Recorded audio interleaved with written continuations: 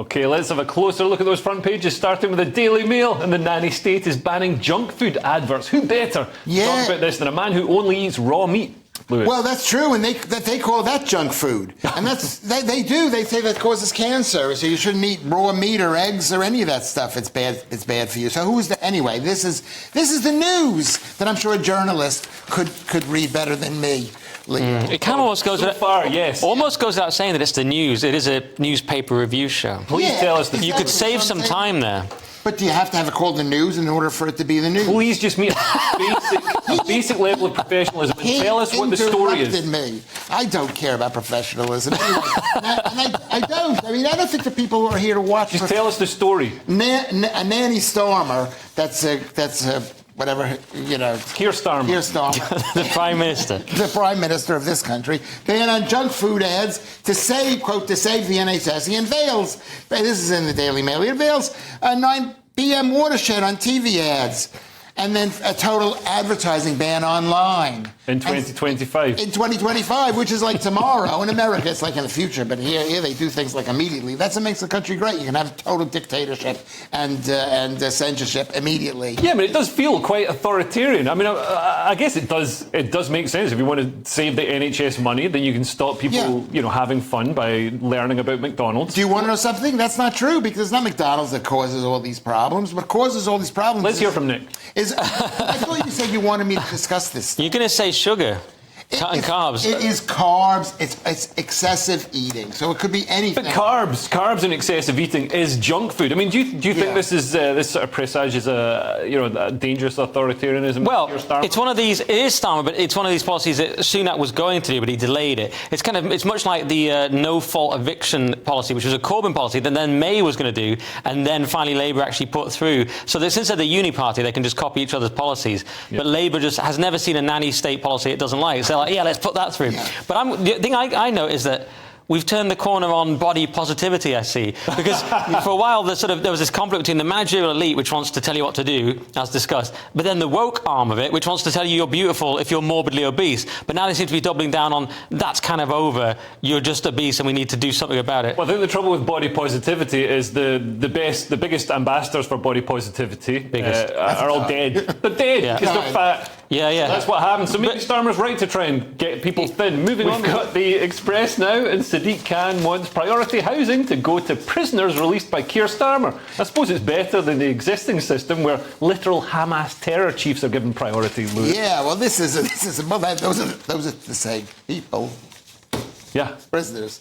Anyway, Nigel Farage hits out at Sadiq Khan's calls for prisoners to, quote, jump the housing queue. So this hits a couple of issues, which is the guy supports public housing, and everybody loves public housing. But he's also saying that there are going to be 1,650 people that were let out a couple of days ago under the government's plan to free up space to put people who don't like the idea that billions of foreigners are coming into the country, including Lewis Schaffer. You might not want me to be here, but you should be able to express yourself, but not that it hurts me. I would like to express that. No, it'll hurt my feelings. So this is what he said, and the people that they're letting out of prison is a murderer, is a guy who shook a baby to death. Jeez. Yeah, shook a baby to death, and he's got 109. Well, this is the murderer at 109 convictions. I mean, these don't sound like the sort of people who should be given priority on the housing list. What's his reason for saying this? His reason for saying this is that it's to avoid them reoffending. No, yes, that's his reason. But the actual reason is because the people who are those kind of people vote for him. The actual reason is Labour loves criminals. We've got the term anarcho-tyranny. Yeah. Their ideology, it's baked in. Look at Starmer going around the world. I often talk about it, but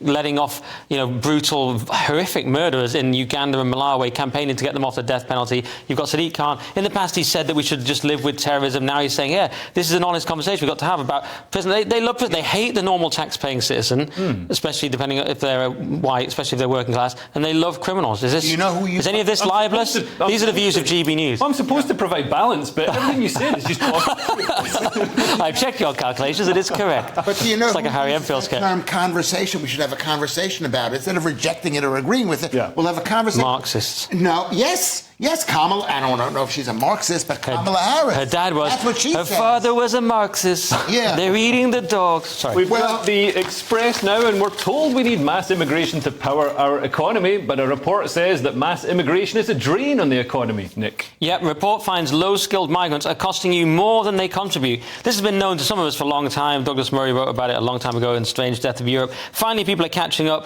This admittedly is a Tufton Street, which is a sort of a Alistair Campbell's bait noir. Tufton Street Centre for Policy Studies, so they are centre-right think tank, and they've said, look, we need to rebalance our migration policy towards those who can make a substantial positive contribution. Even this won't be enough to close the revenue gap. They point out that because of benefits, healthcare and pensions, anything that migrants bring is dwarfed by the amount that we pay for them in tax. So what are they bringing? It's absolutely insane. And Yvette Cooper's not helping because she paused this thing there was going to be an increase in the salary threshold to bring in dependents and family members. She's paused that now, so you only have to earn 28k. And I don't think Labour have a serious plan on this. Their spokesman's come back and said, we're going to get down net immigration, which means they've commissioned a review on it. They commissioned some pointless review. It might not be pointless, but it's a classic sort of Labour response. We've got a review.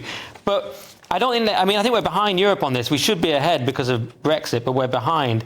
And I don't think Labour have any plan on this. They've got a plan maybe on the boats, but I don't think they have a plan on legal immigration. No, you're wrong. I think he's wrong about this. I'm sorry, Nick. He's wrong. In what sense? Who benefits? Does the state benefit? Maybe the state doesn't benefit, but big businesses do. Well, this is the thing, Lewis. I wrote that down. I totally agree. Yeah. It helps landlords. It helps business owners. Yeah. So landlords get more customers. The demand pushes up their rents. Business owners get cheap workers, and it removes the bargaining power of existing. But how's that contradicting anything I said? You didn't say it. You said you disagree with me. No, okay. you said we don't know who benefits from this, and I said I know who benefits from this. The biggest businesses. Yeah, and that's really why we've had mass immigration, because big business is driving it. So the entire establishment is pushing it as they want, and it's much cheaper for the government to bring people in when they've already grown to working age than to grow them from birth in this country. Can I say one? Yeah, but they've used the myth of that they contribute to the economy, but it turns out GDP per capita, they don't contribute. Now that's exposed, so that rhetoric's not working anymore. Yes and no. It might have to do with the money that's coming in through taxes and the money that goes out to pay for these horrible people. But sorry. You're in the right place. But people out there might think that I'm serious. But the truth is, it may raise GDP or whatever they call it. It may say, look, our growth is up 2.5% when it might have been down. Yeah, but that's what they do. But my point is that's not working anymore because people have got wise to the fact that it doesn't actually benefit GDP per capita. It just benefits these stats that the government manipulates. You can't just look at the stats on face value because somebody, in a lowly paid position could be freeing up somebody else to do more productive work. So, but are they? Yeah, somebody in childcare or something like that. If you're doing something that means that somebody else can do more productive. So are you pro massive high levels of immigration? No, providing balance. Yes, okay. Did someone tell that in your ear or something? Like, Leo, say this for balance. Kamala Harris no, he's saying he gets to come to the office and his wife gets to have a big job. Okay.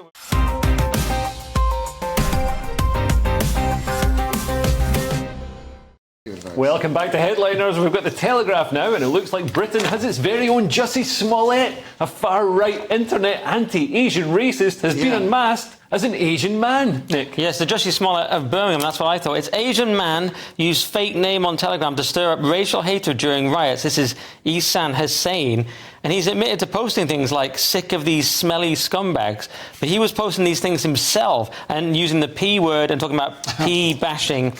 And it's extraordinary. And he's admitted this. He was warned to expect a substantial custodial sentence, but the judge said it's beyond what was in his remit to do.